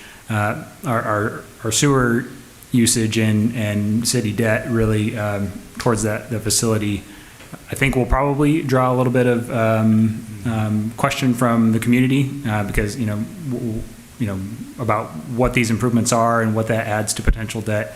I think from my perspective, it seems like a failure to approach improvements in this way is maybe what led to a big improvement to all at once from a decade or more ago, and so I think this is the right way to approach it. And correct me if I'm wrong, Dave or Troy, from your understanding from the sewage treatment plant as it is, whether or not this was the way that should have been done, and we missed out on opportunities back then. That this is kind of a representation of the benefit of doing this kind of a study now versus trying to catch up later.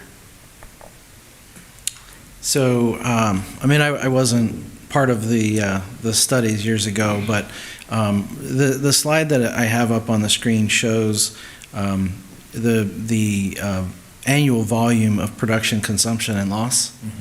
Mm-hmm. The loss there shows roughly 12.8%, and with this system, we would be able to reduce that loss, which would ultimately kind of transfer the cost of that from the city base rate to the consumption rate. So ultimately, if the base rate is approved at whatever the cost was, $25 as the base rate, that already includes this loss of the 12.8, right? So moving forward, we may not have to increase rates for a longer time. We may be able to keep the rates for the water consumption at a lower cost over time as well, by moving to something like this where we won't. We're not building a negative equity situation with our system. Does that answer your question? It does, yeah, and I think it's the combination of those things that the people, we're just going to have to continue to educate the public in that way. It's things that you guys understand, that you did a great job presenting, what the benefits are, but even from our perspective of trying to analyze it and think of it from the community perspective, that was an excellent clarification, I think, of what the benefit is in the long term of not allowing debt to build. And be ready to answer that question again. Oh, absolutely. Hundreds of times. Yeah. Because I concur with Councilmember Grohl. One of the things about this process, I'll say, is that what we do is we want to make sure that the impact on the constituency is as least amount as possible. So by looking at the average bill increase, this is an annual. This is $1.50 or so a month. What that does is that instead of it, and it's actually averaged out. So the people that are using more water are going to, pay more, of course, because they're using that water. But the average bill will not be affected as greatly, and so it doesn't hit a huge, like, for instance, if you're doing a utility rate that goes up way high, that's going to affect everyone the same way. This affects people by what they're using. So it's really a way of, one of the things I look at, the equity in the whole process, right, where people are paying for what they use versus, like, the average couple in a small home that's, just them. Like, it probably won't affect them very much at all, but if you have, a family of 10 or 12 where they have less showers every day, then they're using more water. So part of it that we look at here is that how does this sort of spread out across the board so that it's fair, according to what you've got. So I'm happy to remodel it and show you how those things work as we get more information in the process. But these are all preliminary numbers here, so when we do the IGA, we test all the meters we come up with. Actually, it'll be pretty close to this, but it will actually give you exact proof. And just to add, I have surveyed the county agencies. Ventura County, City of Ventura, City of Oxnard, City of Simi Valley, and City of Port Hueneme all have gone to the smart meter program. So not all through Willdan Energy Solutions, but all have gone through the smart meter program with the AMI. And just to piggyback off of that comment, talking about the smart meters, I wanted to reemphasize your approach, the Wilden approach, to seeing what is the best fit for us regarding the meters. That was something that came to us during our subcommittee, that it's not just here's a particular piece of hardware and make it fit everywhere, but and then you have results where that maybe it wasn't the right fit, and then that adds extra costs and changing them out, or having to deal with engineering issues that come up. So that's I think a benefit to this program. So one other thing to add, and maybe Scott, you can confirm this, but one of the difficulties we have now is when bills aren't paid and we need to lock those meters off. It's easy enough for the residents to cut the locks, reopen the meter, start using the water. With these smart meters, push the button, we can turn the meter off and close it up. Is that? That's true. I mean, there's remote shut-off valves that are available. There's also the fact that if they're tampered with, it'll tell you immediately. So in some cases, that's your safeguard, which will say, someone's tampered with that meter, you'll know within a second that's happened, and it will flag the operators, and they'll be able to go out there and take a look at it. So there's a lot about this. It's not just the meter itself, it's the information that it's giving you in real time. It also allows you, it's like fire safety, for instance. Like we know we have fires around here and how we do things. So we'll be able to actually take a look at this whole system because we'll see it in real time all the time. So there's a lot more benefits than just, it's sort of like now we do our banking on this, right? So it's like the actual meter is going to read like a cell phone. It's going to actually give that data in real time. And so another good thing about having it through a cell phone tower is they handle the maintenance. So that way that between AT&T, T-Mobile, and Verizon, that you're going to get that signal to read that and also understand what's happening with that meter. So there's a lot of redundancy as well. Okay. I really like the whole program. I like the bells and whistles that this provides. One question I had with regard to flagging a leak. Mm-hmm. Does that mean specifically if there's a leak at someone's personal residence, that would be a flag? Would the city be alerted? Would the resident be alerted? Or so there's a couple of things about leak detection. There's leak detection on your side, which is going to be on the city side, which actually this is going to help show us what's going on the city side. Okay. For the resident, for instance, we can, let's say the flap on the toilet's doing this and it's all going the whole time. If it's 10 gallons a minute, which means that's probably what's going on, it's going to say probably a toilet flap's doing this. It's going to say within just about 10 seconds of that is full, that's ongoing flow that's consistent. And it's going to say it's probably not like a watering hose or irrigation hose, it's probably that. So it's going to actually learn from doing that, and that's going to send a flag to the residents. It can send a flag to the operator to make a phone call. It can hit them on their phone if you need to. There's a variety of ways. If we set it too sensitively, then maybe it's not so good. But as we know the system, we can actually set it so we understand. Like let's say they have a swamp cooler, and it's barely trickling, but it broke. Or let's say the ice maker broke. It would actually know that that's happening maybe 8 gallons a minute or something like that. So yes, it does give you that kind of granularity. Okay, and then They're my at work and their water heater blows and. Yeah. my last question, and I agree with both what Councilmember Gorola has said. I'm not hearing definitively that this will not increase the rates for the citizens. And, we have increases coming up. Do we just not know if rates will go up, or will this eventually find its way down to an increase in rates to the citizens? So, the terminology rates, right, is different than water usage. The base rate is what's defined. The water usage is what they're paying for then after that. The base rate isn't going to be affected by this. The water usage, the meter is going to show a more accurate reading. And right now we have old equipment and those meters aren't reading accurately, so we're losing revenue in what we're charging them.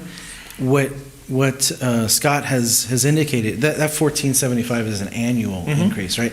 So, and on a residential, that would be probably a little bit less than that per meter. So $14.75 is what the expected increase on an annual basis. So it's like $1 and change per month, based on their study, their initial study. Okay, so if this is going to determine a more accurate water usage, then for a resident, it could go either way. It could detect that, oh, you really weren't using as much, and their rates consequently, their monthly bill would be reduced. Could. And then the opposite. Okay, got it. So, thank you. Okay. I guess just as a follow-on, just real quick, if residents do determine that, hey, I'm using more and reduce, do you anticipate that would happen on a large enough scale that we wouldn't actually realize much of the benefits in what we charge? Or I'm just curious what that potential looks like. That is a great question, and I will say this, that right now you have residents that they're tracking their consumption by their bill every month and saying, oh, but in reality that consumption is actually much higher because they're being charged for about 80% of what they're using. That also translates back to your sewer bill, right? Because now that's being misbilled. So there's sort of a double whammy here as we begin to sort of heal the system up. But what happens is that when people see the difference in what their consumption is against what that usage rate is, now because you're using a different base rate or a lower base rate, their consumptive rate is going to be what they pay for. So very rarely, maybe they slide back a little bit, but generally what they're going to do is they're going to basically every day they're going to use the same amount of water. Now they're just being billed for what they're actually using. So I would say in this particular situation, your meters are very old, and so there's going to be a lot of accuracy pickup and revenue pickup from there. But again, it's going to be extended across the board versus it being one, utility rate difference. Okay, thank you. Okay. Any other questions? With that, I'd like to entertain a motion. Okay, I'll make that motion that the City Council authorize the City Manager to execute a design and engineering services agreement between the City of Fillmore and Wilden in a form approved by the City Attorney. I have a motion. Do I have a second? A second. I have a motion. I have a second. All in favor, say aye. Aye. All opposed, motion carries. Moving on to item number 9, committee, commission, and board reports. We have Okay, I'll start with that. So I haven't yet, this is my first report out sitting on the Ventura County Regional Sanitation District. And I am on we all have to join a subcommittee, and I have joined the facility subcommittee, which I think is very good because that means I'll be able to have a better handle and understanding the Tolan landfill and the current, Mark says, I know.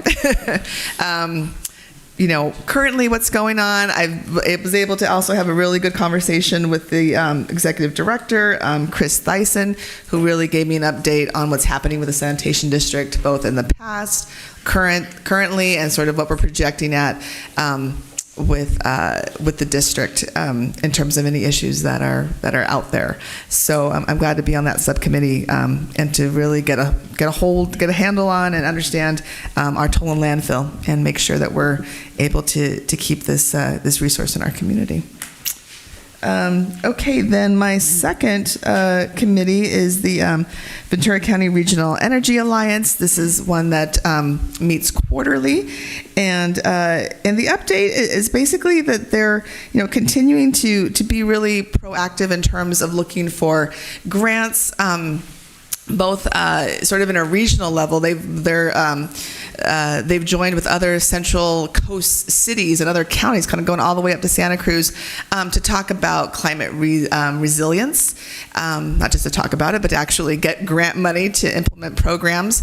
And they're also doing a lot of work around electric vehicles. And so we've sort of been on a little bit of I want to say like sort of the outskirts of it, but I intend to find out more information to make the community aware of the different resources that the Regional Energy Alliance has. And there are going to be events that are coming up during the month of April, particularly for Earth Day. So at our next council meeting, I'll be able to give some information about that. But there's money coming in to talk about energy, particularly helping our homes to be more energy efficient, cars, our local transportation, and of course, just our energy that we use. So keep everyone updated. Thank you. Any other? Chris? All right, so Carrie and I sat on the 2+2 committee with the school district. We discussed a lot of the resources that they have that also we're intending to coordinate with homelessness and mental health, just access. They have a much bigger program and footprint with the resources that this school district provides, which is encouraging to see and hopefully can be capitalized on to prevent any new homelessness in our community. Carrie can comment on that a little bit more if she wants, but the aquatic center, the school district was very appreciative of our efforts to accommodate the swim team and water polo teams with the recognition that it does impact our kind of open swim schedule. So we're looking for potential opportunities to partner with any of their summer programs that they also offer. They're experts in field trips and transportation, and so if there's opportunities and interest, we'll pursue that with them potentially to make sure that there is access if there's enough interest, and then also to encourage community building, to have backyard pool parties as well as we improve the community pool for the next swim season. Would you want to comment at all on the summer opportunities that the school district was talking about? Not only the school, the activities they have planned. I was really amazed at the size of the program that they have devised for the vacation periods during all the breaks, during summer breaks. They've got several different really interesting classes for the students to participate in that run, I think they indicated like till 3 o'clock in the afternoon. And they will still continue throughout their holidays, their breaks, to provide meals, 3 meals every day. But I was concerned, I've been concerned about, and I keep hearing from the community that there are not enough things for the kids to do in the community. Well, I'm looking at the school district thinking, okay, they're doing a great job at filling in some of those holes for kids who may not want to play baseball or football or soccer. And so there's a lot of activities that they're, dance, all sorts of art classes, things that kind of fill that niche. So. Yeah, and potential future opportunities or partnerships. We did ask about whether or not any of the programs through the adult school and even through programs with the Ventura Community College also connect with some of their mental health and homelessness programs. so that if there are those that are willing to put in the effort to improve their skills or knowledge, that they might be able to access some of those services if they enroll. It's not guaranteed, but they're going to look into whether that's an option as well, to help equip those to avoid those situations or to get out of them. There's potential for a future mental health fair as well, maybe not under that title, but and I know Dave may plan to talk about it, but that's in discussion, something that has been done in the past. We want to make sure we deconflict with other events and or join those events to make sure that there's good access to those opportunities. And in the future agenda items, we're going to continue to explore opportunities for skill development and also the opportunities potential for entrepreneurship within the community, and just kind of having that partnership of people not being discouraged with either lack of knowledge or the base behind maybe running a business, but they have a great idea and are motivated, and how we can partner our resources to set them on a path for success and guide them through that process, because it can be intimidating, and those that are very motivated aren't discouraged, and those that maybe didn't have that perspective or that anticipation of the hardship of starting a business can get over maybe some of those difficulties. Yeah, and on that note, at the adult level, they're looking at partnering with the junior or the colleges, the college district, as Chris just mentioned, but included in that would be welding classes, which I think would be fantastic. And then also, I thought this was pretty ingenious. They're talking about they have a shortage of bus drivers, so one of the things they want to do is start a bus driver training class. So they create their own bus drivers, and then hire them at the school district. So, and then the last bit that I would add is that we will be meeting quarterly, I think we decided at this point. And so it was just beneficial to have 2 school board members and 2 council members, and of course our city manager and then the superintendent of schools participated. So it was a great meeting. Got it? I can get some help from Erica on this one. I was supposed to be at the Ventura County Animal Services meeting, and we are, of course, are going to be coming with increases that we're all aware of. Every year we get bumped up by the animal services. So I've had Erica reach out to the animal services, and I think she's going to be writing up an agenda, and you want to get up and talk about it a little bit. So I had her reach out, and she's going to have the Ventura County Animal Services come and give us the presentation. So they are scheduled for the March 28th meeting. From the direction of the mayor, we've asked them to come and explain where they're coming from on their services, field services increase, because it's fairly significant. And I know that there has been other jurisdictions also asking the question is like, where did you come up with this number?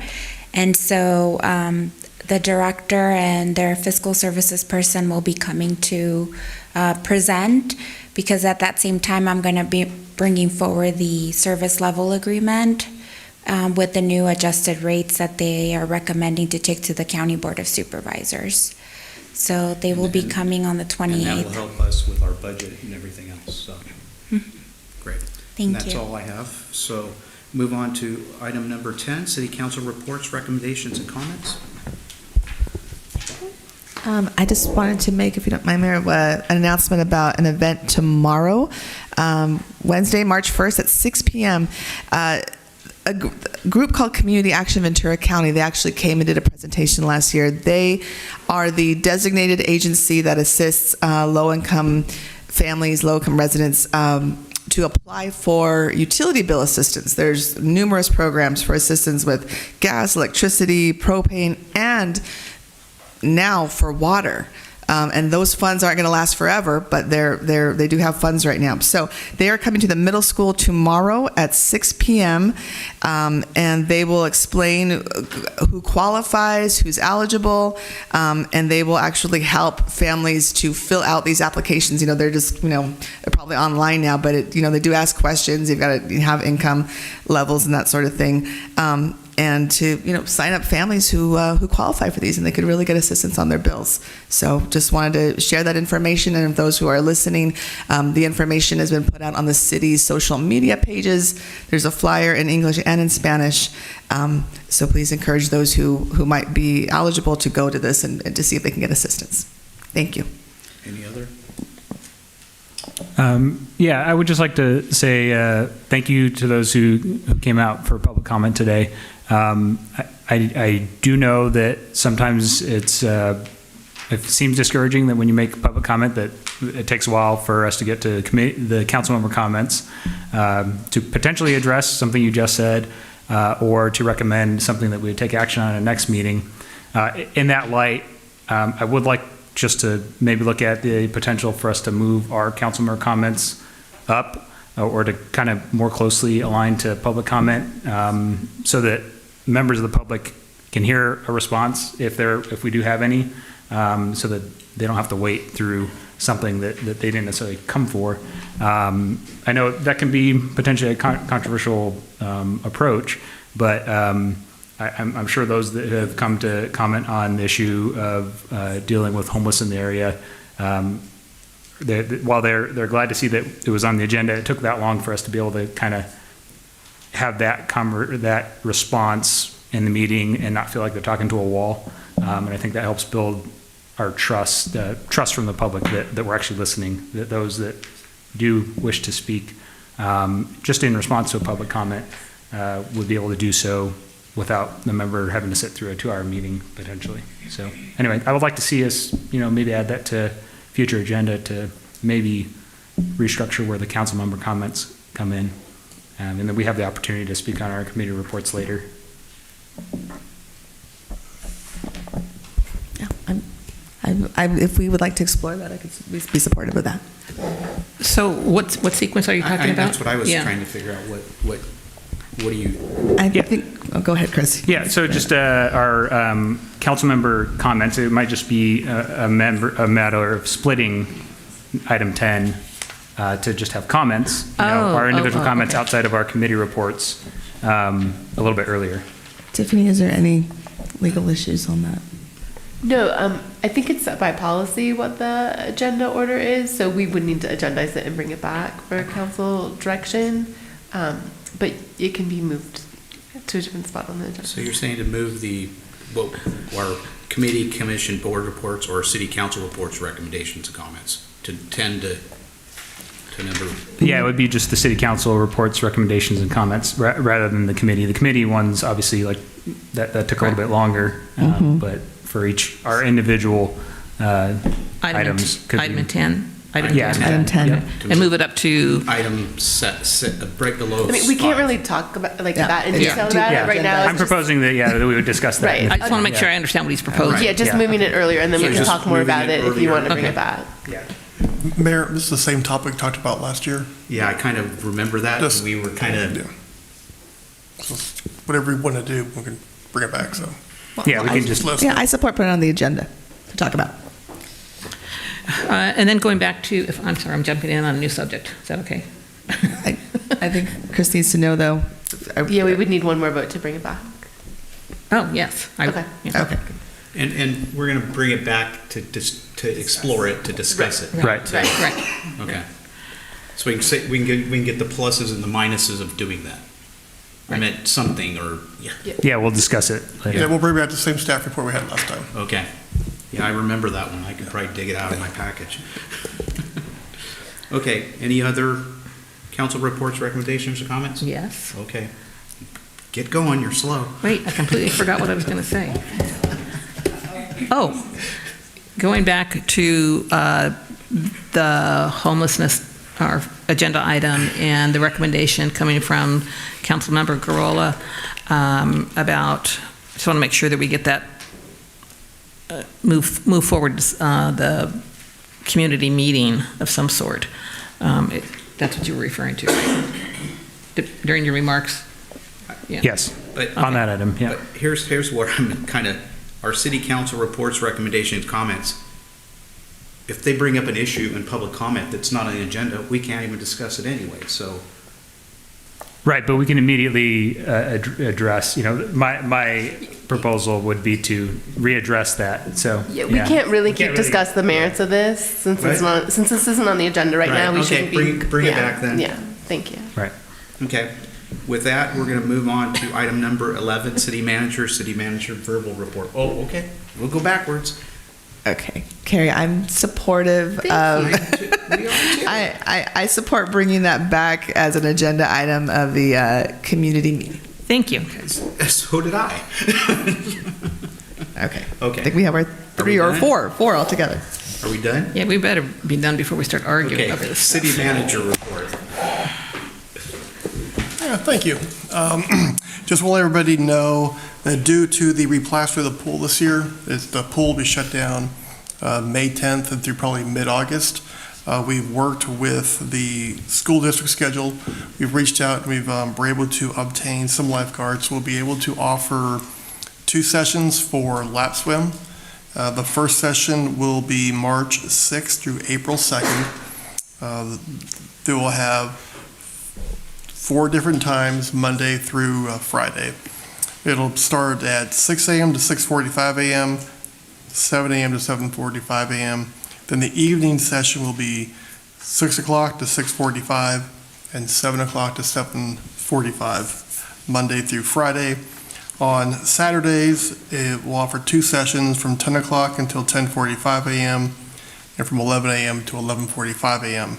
Individuals will need to actually schedule their time slot by calling 805-524-1500, extension 713. It is $5 per lap swim. So you have an individual swim lane. Walkouts will be permitted if there are openings out there. So we do recommend that you go ahead and reserve your lane to swim. And the second session will be from April 3rd through May 7th for the lap swim. Then we're looking at putting together a local program, what we normally would do probably mid-August through the Labor Day weekend, which we operate the pool. In addition to that, in the past, Mayor Pro Tem Villasenor has worked with the school district, other organizations to help put together the Health and Wellness Fair. Last year it took place in May. So at our 2-and-2 meeting, we're talking about location again, where you might do it at, but I know we'll be on top of that this year.